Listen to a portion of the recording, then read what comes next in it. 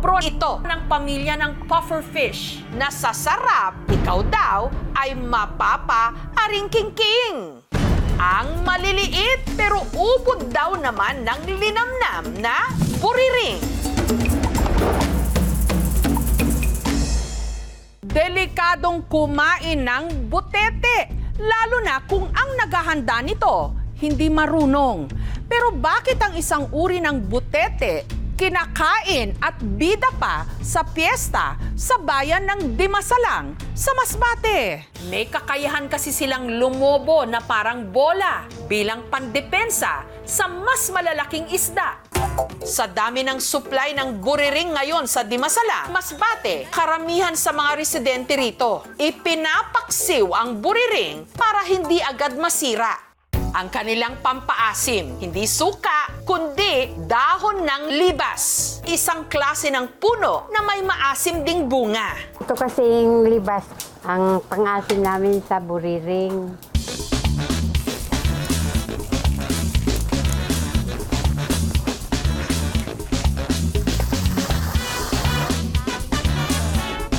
At luto na po ang paksiw na buriring. Masarap ang atay niya. Sarap!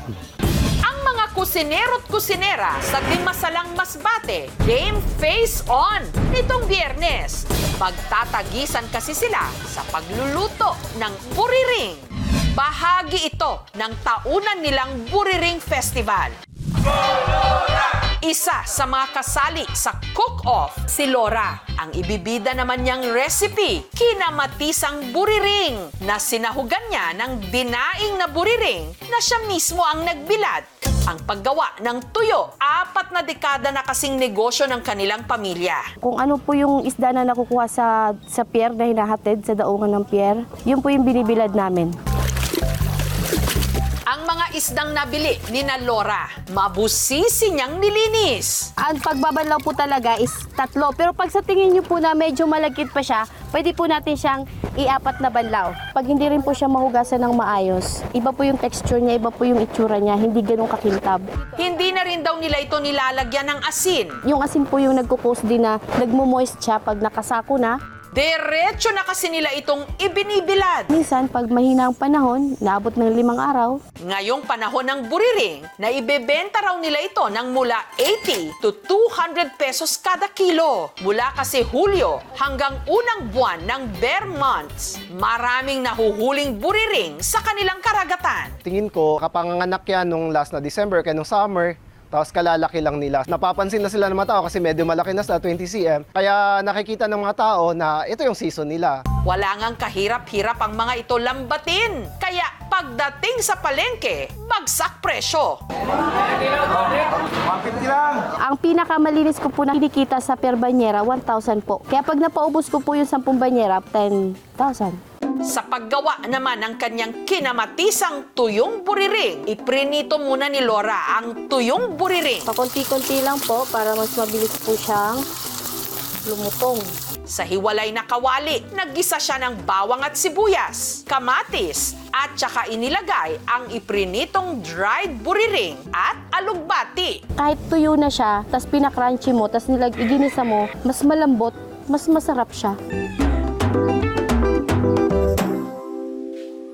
Karamihan sa mga puffer fish may lason, pero ang buriring mas mababa lang daw ang concentration o taglay na lason kumpara sa mga butete. Sa Pilipinas, mahigit 30 na species ng buriring saka membro ng pufferfish. Karamihan sa kanila ay mayroon talagang toxin. Kaso iba-iba ang concentration o level ng toxin depende sa uri o kaya species ng pufferfish.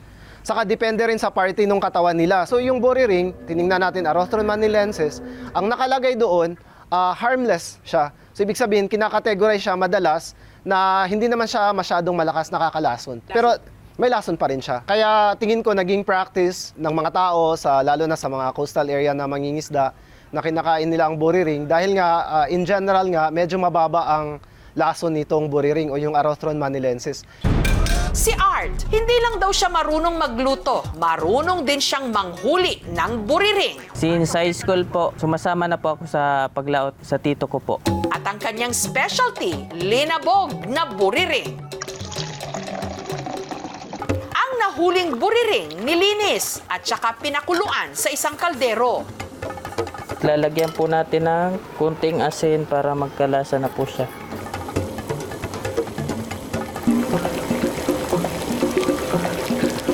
Nung lumambot, isa-isang tinanggal ang ulo at tinik ng isda. Hinimay ang laman. At saka iginisa. Sunod na ibinuhos ang kakang gata, tinimplahan ng pampalasa. At saka nilagyan ng dahon ng malunggay, pampasustansya. Mas masarap daw ang nilabog na buriring kapag ito'y nagmamantika. Pero ang lulutuin ni Art sa cooking competition, ang kanyang pambato na buriring curry. Karirang paghahanda ni Art dahil ang tatanghaling may pinakamasarap na luto ng buriring mananalo ng tumataginting na 5,000 pesos. Ang isa pang kalahok sa Cookfest na si Jeannie, gagawa raw ng sarili niyang bersyon ng Japanese street food gamit ang buriring. Ang buriring takoyaki. Ang mga lutong buriring, isa-isa nang inihain at tinikman ng mga hurado.